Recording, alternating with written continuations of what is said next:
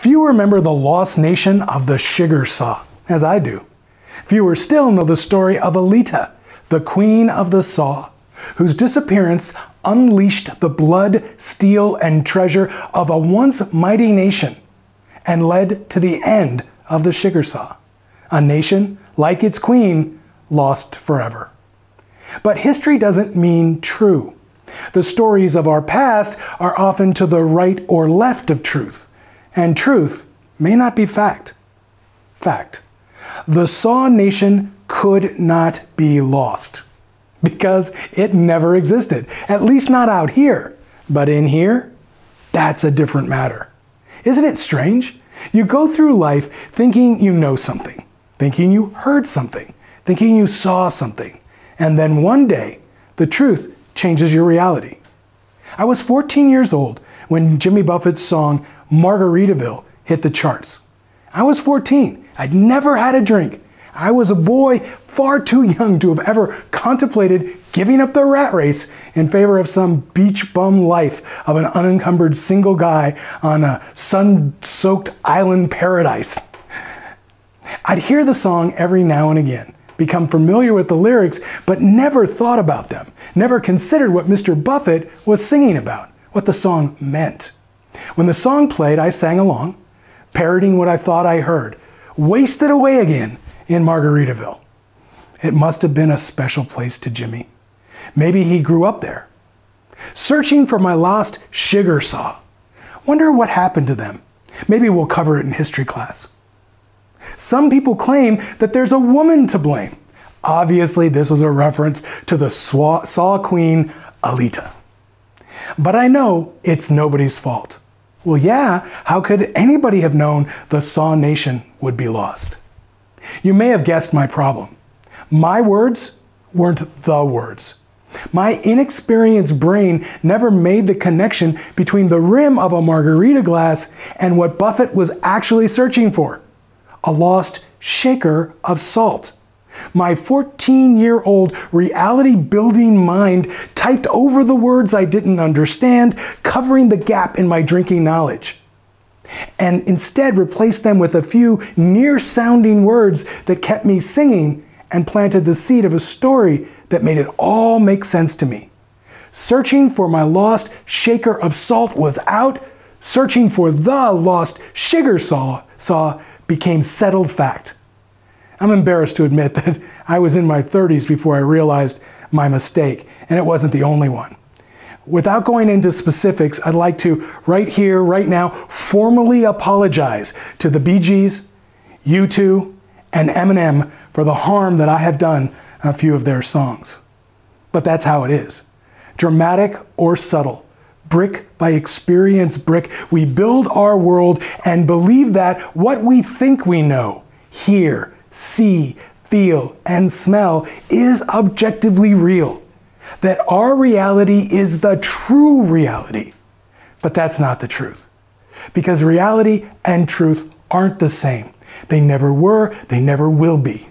My story is just a lark, a blush-worthy mistake, but be warned. There are people in the world right now, people working to make you believe in the sugar saws, even though there aren't any. But the good news is, there are proven tools to help you separate fact from fiction, to discover who's lying to you and ensure they never do it again. From the edge of tomorrow, a growing legion of people are rewriting the future before it's too late. Join us and be a part of it all. This is Willing to Win. If you're willing to think different, willing to work different, willing to change at the speed of now, then you're willing to win. Welcome to Willing to Win. I'm Jeff Kaplan. And I'm Tara Thomas-Gettman. I loved your opening monologue when you talked about misunderstanding the words from Margaritaville. We've all done this, right? With so many songs. And then you do have that moment where you realize that is so wrong, and yet I've believed the lie for so many years. And so it's sort of a rude awakening when you realize that you've actually been culpable in that you misheard something, so you kind of lied to yourself. Yeah, we've got so much to think about and concentrate on at any one moment. A good part of what we call reality is just letting things wash over us and not really thinking about them. So things like that will creep in, and you end up living this lie that you didn't even know was a lie. You hadn't thought about it either way. You hadn't assessed it, whether it was truth or whether it was false. You just accepted it, and then all of a sudden you can be embarrassed like I was in that particular circumstance. But I'm sure our audience has examples that are similar for them. Oh, absolutely. I mean, and when we think of how really the art of advertising and commercialism essentially can be believing the lie, the hype behind a product. It started with, years ago with like the snake oil salesman, and then fast forward to today, clickbait is now a word that Webster acknowledges because we are being tempted to believe the lie or to, read that headline and accept it as truth.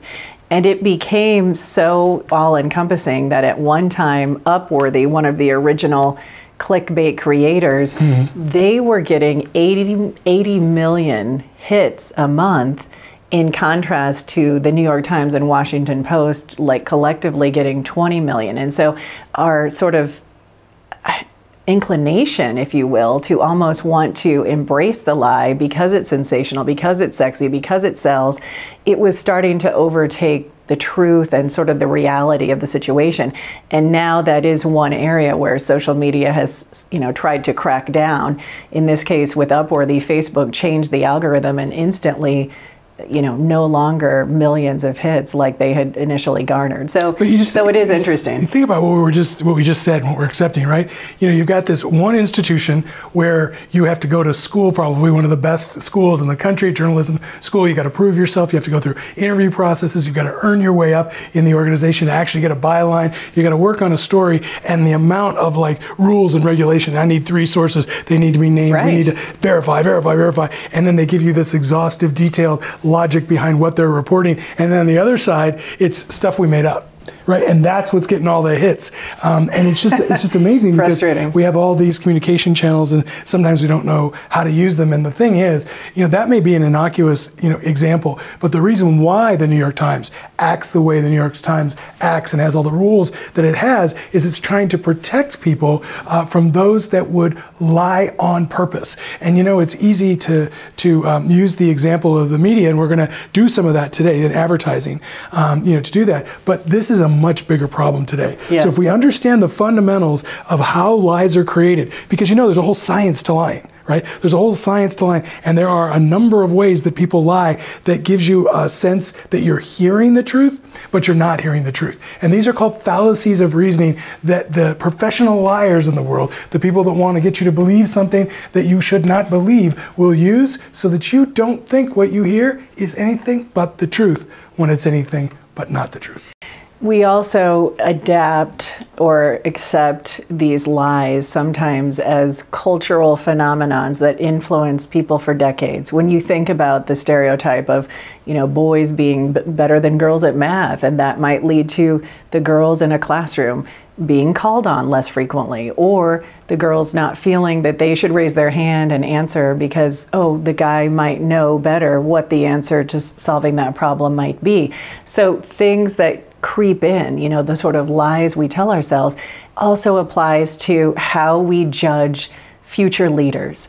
We have this, I think, stereotype that the more outgoing, social person, he or she, you should be, student council president, you'd make a great leader, when in fact, research and evidence tells us that in one case, a gentleman who's worked for decades with billionaires around the globe, in his findings and what research has borne out, 98% of billionaires are actually introverts, which I loved to hear that because I have in my past talked to individuals who are in leadership positions and misjudge sometimes that somebody might be more successful if they had that more, fun-loving, outgoing personality. But at the end of the day, that's not what's going to impact the profit margin necessarily. No, but it is what we see, right? We see the outgoing component of someone and we label them overall. So in the context of lies, we have the lies we tell ourselves, right? And then we have the things that we believe that we have no basis to believe. I'll give you a great example. Coming from my background in sales, right? I have worked with salespeople. I've trained some of the top sales teams, in the world. And I will tell you that to a person, salespeople have a special pride in what they do. But across the board, most people think that salespeople are outgoing. And I'm telling you, the salespeople I know are generally much closer to the description of these shy billionaires than they are outgoing. And the whole logic behind it is, if we believe that a salesperson should be outgoing, why? Because they're going to have to go talk to people they don't know. They're going to have to, offer them things and try to get them to buy things. So having that outgoing personality would be an advantage. So if somebody does say, something like something that's outgoing, someone else will say, oh, you should be a salesperson. But the thing that we know is that salespeople and people that are outgoing generally are often really shy, but they use that outgoing component as a defense mechanism. So you hire somebody because you think they're outgoing, it's going to make them a great right. salesperson, but they're really shy, and you don't want to, you want to help them break out of that. You don't want to push them down, right? So what do? We put them in a situation where they're going to be told 99 out of 100 times no. Right? In sales, they always say 99 no's means a yes, right? So you're telling somebody who is insecure and has developed this outgoing personality as a defense mechanism, putting them in a job where they're professionally rejected, and then you put them on a plan where you reward them quarter after quarter for how much they sell and say, you're a hero, and then the next day, you're a zero, and you have to start over again. And the mentality of that just doesn't make sense, but that's how we built an entire industry around what we thought was an appropriate personality trait. Well, it's a great concept and story that you've shared in your book. Actually, Everybody Sells. And what you found then, that's not the best way to approach it necessarily, right? Because that kind of sort of browbeating doesn't necessarily translate to success for people. Absolutely. So, really you've got to just figure out the kind of things that you're doing, what your real approach is with your customers, and then get people that are best able to tell the narrative and make a relationship with the customer rather than a transaction. But what are those ways, sorry to interrupt, but what are those sort of key components that we can kind of use as a litmus test to test whether we're being lied to? I mean, what can we kind of consider and sort of, run it through? Well, first of all, you want to, be aware, right? So I got to tell you, Tara, as a 6 foot tall, 201 pound male, I've always said that honesty is the best policy. Actually, it was the sugar saw queen, Alita, who said honesty is the best policy. No, what you got to do is you've got to be aware of the ways that people tell lies, why they would tell lies, what their motivation is. So as you're listening to somebody, think about what their motivation is, think about what you've been told, and then take it apart, because you'll be able to see patterns. And we call these these patterns are called the fallacies of reasoning. And once you start to become aware of the fallacies of reasoning, it will literally change your life, because you'll see the world, every commercial, people on TV trying to get you to believe something, people you interact with, you'll see them differently. Because in the back of your mind, you'll start labeling the patterns you see. Oh, they're trying to convince me, but this isn't true. Well, we have a fun way for you to really dive deeper into these fallacies, the 15 fallacies. In fact, right after this, Alyssa Nolte joins us to test your knowledge of, are you really being lied to? And if so, can you spot it? I spy a little lie. Coming up next. We'll be right back. Willing to win. Thanks for staying with Willing to Win.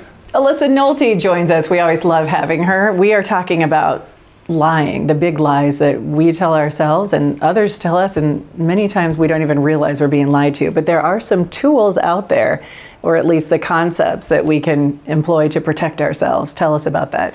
Well, to be able to protect yourself against people that are lying, you have to start to develop a lie meter. And by that, I just mean you have to be aware, right? You have to be aware that people may be telling you things that aren't true. They may have different, perspectives on things. They may have a motivation for trying to frame something that really isn't, accurate. And you have to decide what's truth and what is false. And then the thing that's even harder than that is to find that level of acceptability between truth and false. Because a lot of times, it's not a bald-faced lie, it's a partial lie. Like, I am not 6'1", but I'm most of 6'1", right? So it's not a complete massage lie. that lie a little bit. I got a little bit going there. So that's the first thing, develop that meter.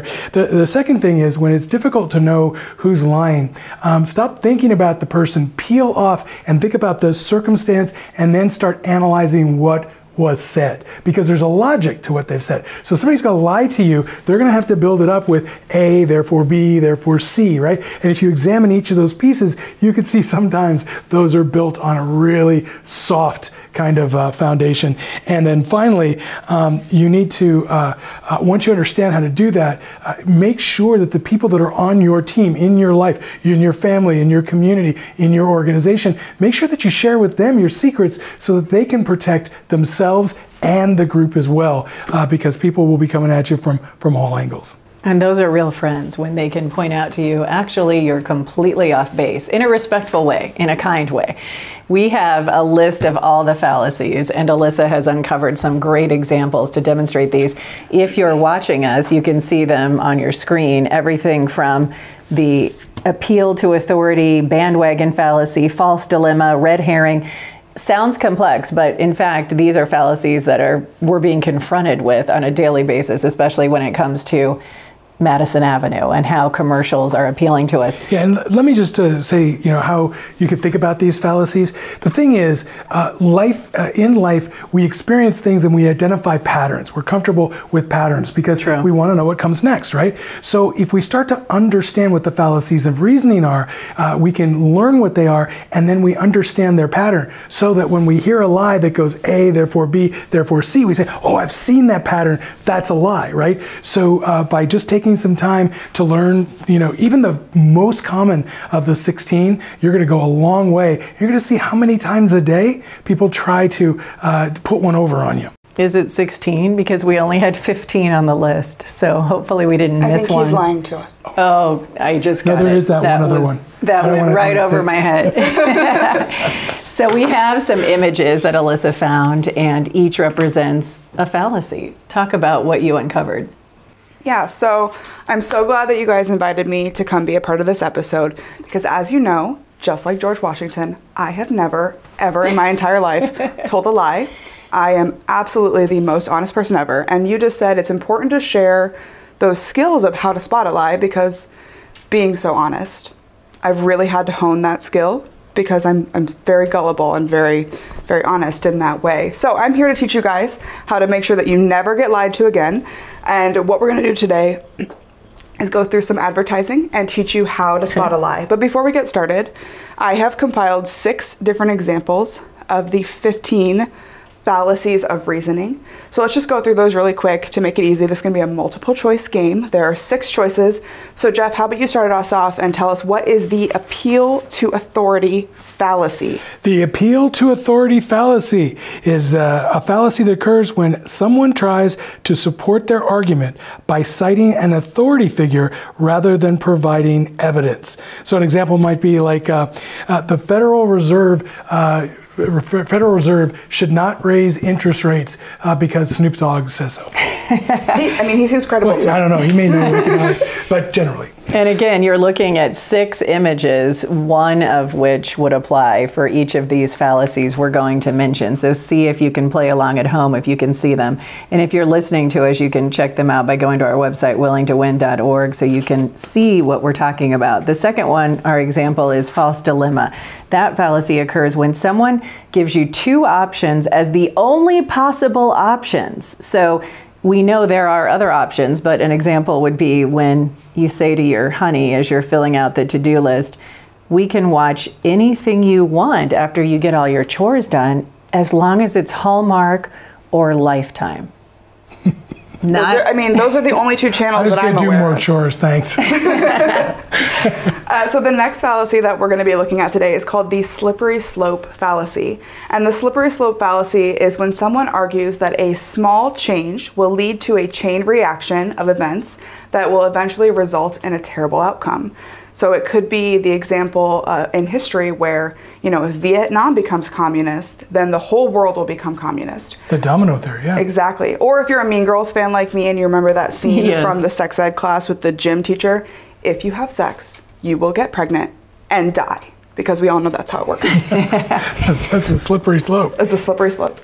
And I will tell you, the next fallacy is called the bandwagon. And anybody that's ever gotten in trouble with their mom when they're little knows the bandwagon. If Bobby jumped off a bridge, would you jump off a bridge? The fallacy of the bandwagon is an appeal that everyone else is doing it, so you should do it too.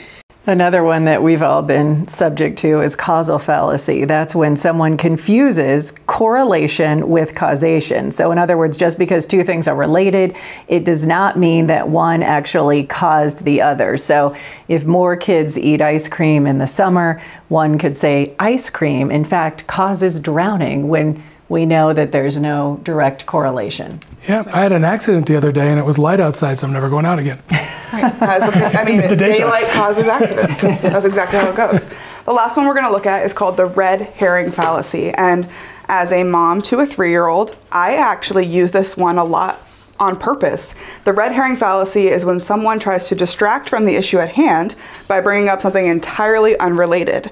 So, we're walking through a store and my little one wants to buy a toy. I'll say something like, hey, you know what? That toy looks really fun, but imagine all the great toys we have at home. Let's go. Or, if you leave that toy alone, we can get something else over here. It's basically trying to distract them from the issue at hand with some other exciting thing that will get their attention instead.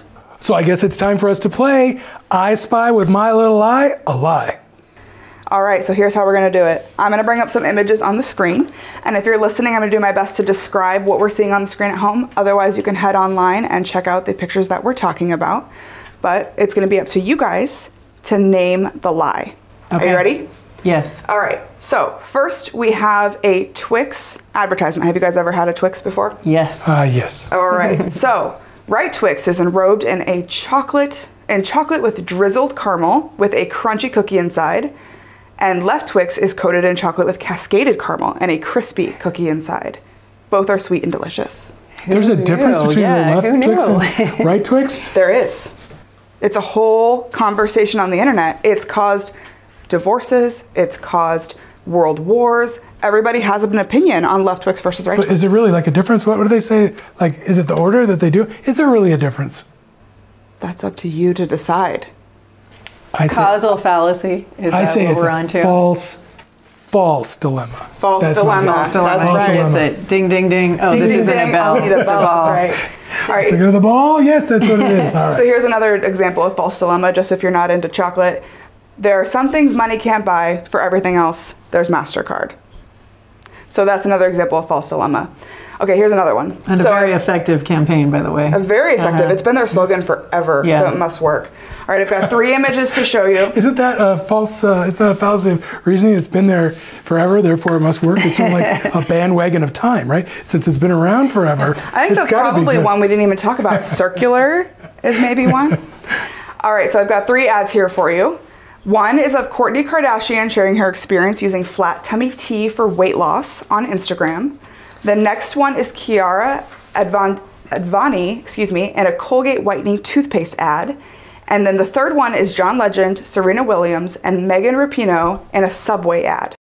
I know this one. Appeal to authority. Thanks Ding, to ding, Jeff's ding. example of Snoop Dogg earlier. Exactly. Is she standing up or laying down? See, the picture of Chloe, I thought, or Kourtney rather, I thought it looked like she was lying down, and essentially to enhance the flattened tummy. But we know that with Photoshop, who cares, right? So basically, just because somebody's famous doesn't necessarily mean they have expertise in something. Right. If it was basketball shoes and it was Michael Jordan, well, that makes sense, right? That's an appeal to authority, but authority on that topic, right? But in this case, the actual authority is far removed from what they're recommending. Absolutely, absolutely. And even when, even a good example of when your doctor recommends something, if I just say my doctor recommended I do this without citing any actual evidence of why my doctor is recommending that even is still an appeal to authority. When you see 4 out of 5 dentists recommend this toothpaste, they're appealing to authority. So even though they are an authority on toothpaste, they're not actually citing any evidence. They're just relying on the authority figure to make the case for them. Yeah, it says it all for him. And then it's up to you to decide whether or not there's enough truth in that and whether or not that logic stands up. Because in that particular case, that isn't a lie. It isn't exactly, 100% accurate, but it's in that area. And that's what we talk about with our lie meter, right? Our BS meter. Exactly. All right, so up next, I'm going to show you a childhood favorite book. If you give a mouse a cookie. Love that. All right, so I'm going to read you a little bit excerpt from the beginning, just so you can understand. If you're not familiar with this book, again, I have kids, so I read this probably every night. If you give a mouse a cookie, he's going to ask for a glass of milk. When you give him the milk, he'll probably ask you for a straw. The story continues until the mouse next asks, and the next, and the next, and the next, and he keeps on asking until the reader discovers the mouse has moved in and they have a new roommate. And all you did was give a mouse a cookie. What is the fallacy? Slippery slope. Yes. Slippery slope, 100%. No, but you know what? I knew that when I saw it on your screen. Everybody's got that book for their kids. For me, it was a book called Soup from a Stone. And the lady goes, hey, the guy goes, hey, can I come in for dinner? She goes, I have no extra food for you. You're a stranger. And he goes, well, I brought this soup, and I hear if you put it in boiling water, it'll work really well. And then he puts it in boiling water, and she goes, oh yeah, this does smell well. He goes, it would be better with some carrots. And then from there, he goes and convinces her to add all the ingredients. So he ends up with a stew and leaves with his original stone so he can take it to the next place to get soup from a stone. That's Same great. kind of thing. That's crazy. This one, if you're watching, you'll recognize America's favorite mascara. At some point, all the women have probably used it if they wear makeup. I would say anyone under the age of 25 has probably, or over the age of 25 has probably used this mascara. Yes. And under the age of 25 probably hasn't.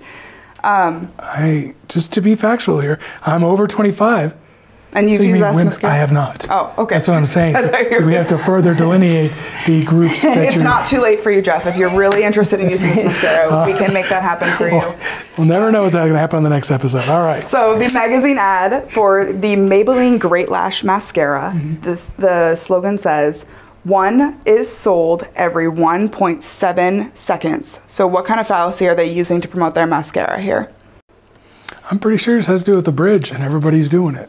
Bandwagon. Absolutely, 100%. Yes. All right, this next one's a little bit harder.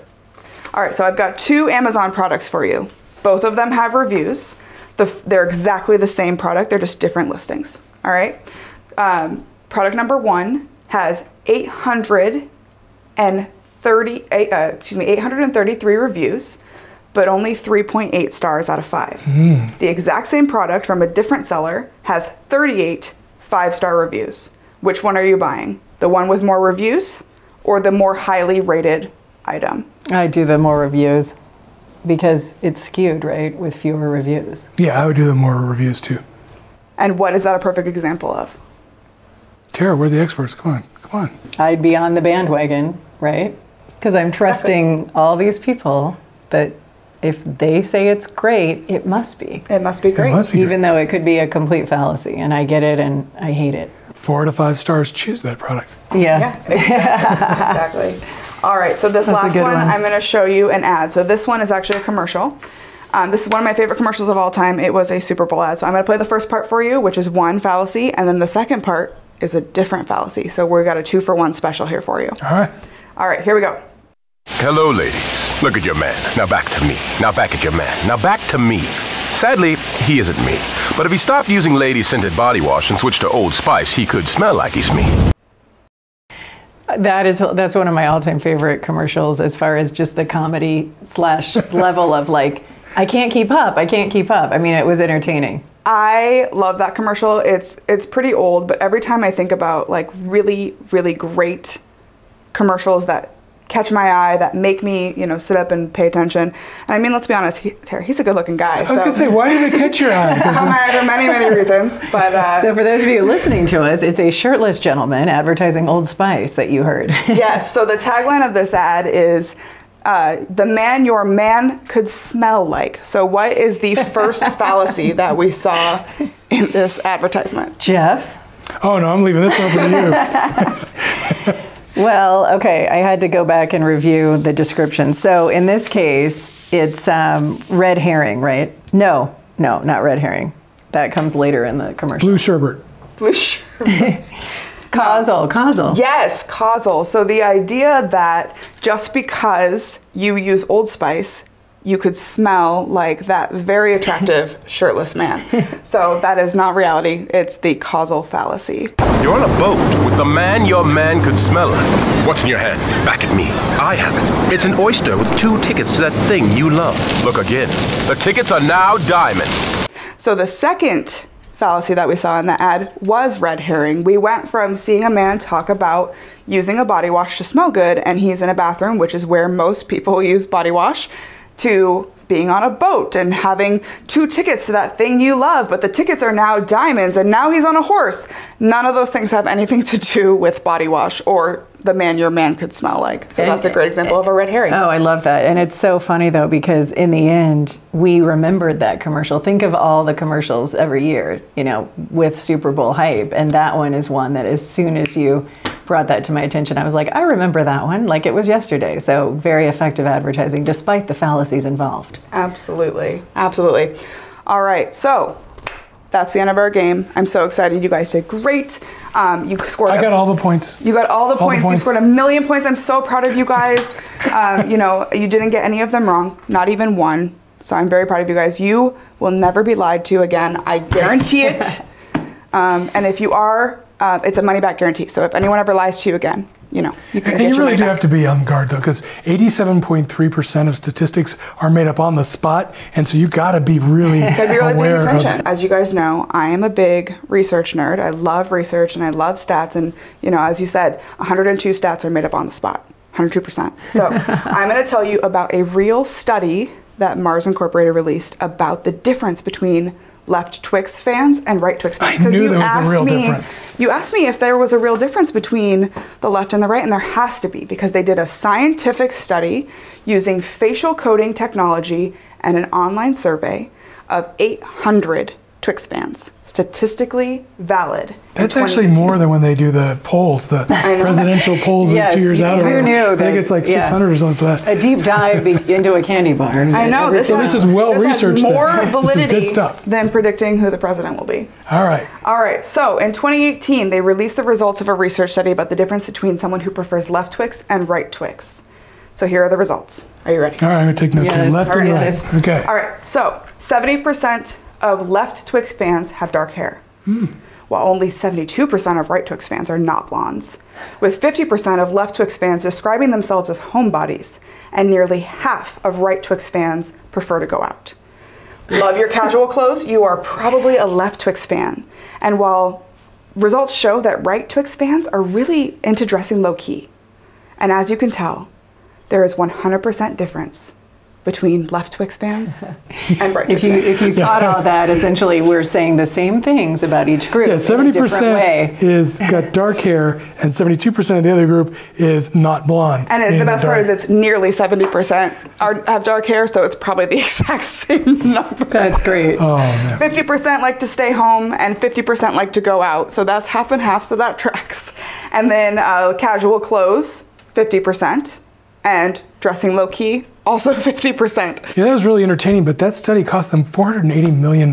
So I'm really not sure it was the best use of resources, but it was entertaining. But it is also, I mean, this was a real press release that they sent out. It's a good example of how easy it is to wrap stats and wrap research around something. And if you aren't able to spot those mistruths, you could be misled by someone who has ill intent. This was obviously a joke by Mars Incorporated, but there are people out there who are going to conduct studies and are going to twist those results and write them in a way to make you believe a certain thing, to act a certain way. And if you're not paying attention, it's really easy to skew the data in a way that makes you act a certain way, believe a certain thing, and you might believe that you're doing the right thing, that you're thinking the right thing, all because someone lied to you. Duped you. Well, the moral of the story is whether you're on the left or the right, at our core, we're all the same. Left click, right click.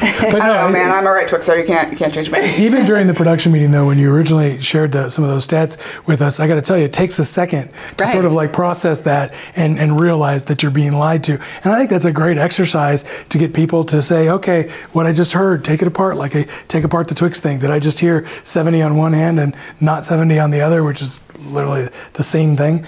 Or did I hear something different? So that was really good. Thank you. Yeah, thank you so much for those lies you told us today, Alyssa. And that's our call to action. Over the next week, we just want to challenge you to identify the fallacies in our lives, because we know they're out there. Yeah, and if you hear of something that comes across and you say, oh, that's a fallacy of reasoning, right? Because you can either go on our website to get the list or review this tape to get the list of them, then try to identify them in your own life and share them with us. Either send us a note or post something or share a video of you going out and finding a lie or fallacy that's occurred in your life. Yeah, we're all over social media. The hashtag is the tagline at Dr. Jeff Kaplan to find us. And you can go to our website to check out this episode and more, willingtowin.org, willing2win.org. Just to recap, today we talked about the big lie, but the rest of the season covers the levels of strategy and strategy really in general, but the deep dive into how it's impacting all of our lives. So thanks so much for another fun season. On behalf of Alyssa Nolte and Jeff Kaplan, I'm Tara Thomas-Gettman. Thanks for staying with Willing to Win. We'll see you next time, and don't get lied to. These episodes are the first reports filed from the front lines of change, where a growing legion of individuals and organizations are discovering what it takes to win and stay winning in a world defined by change and driven by interconnected human networks. Willing to Win is produced by Lift Productions. Guests on the program are not compensated, nor is their appearance representative of the Willing to Win views. Willing to Win does not necessarily endorse any people, products, or services.